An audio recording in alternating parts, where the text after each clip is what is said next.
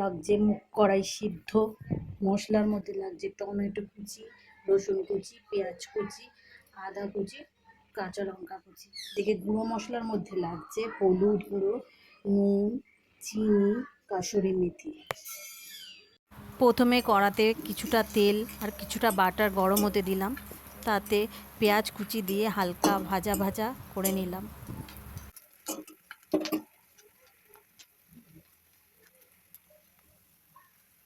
এরপর রসুন কুচি দিয়ে ভাজা হতে দিলাম।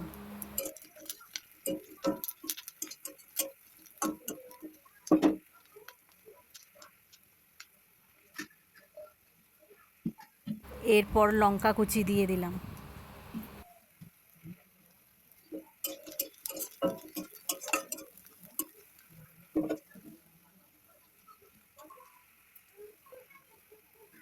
এরপর আদা কুচি দিয়ে দিলাম।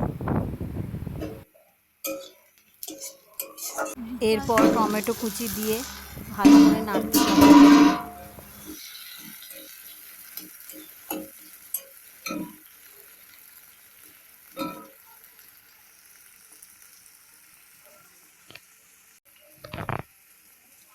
মশলাটা ভালোভাবে কষানোর পর নুন দিয়ে দিলাম, হলুদ দিয়ে দিলাম, চিনি,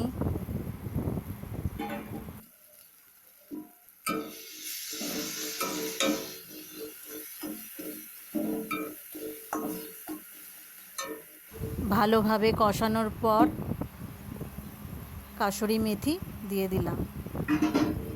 কিছুটা নাড়াচাড়া করে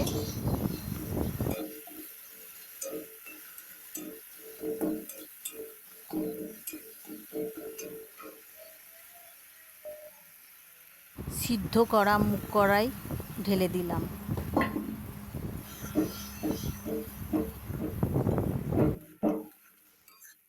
ভালোভাবে ফুটে উঠলে মাখা মাখা হয়ে গেলে আমাদের রেডি ধাবা স্টাইল তড়কা।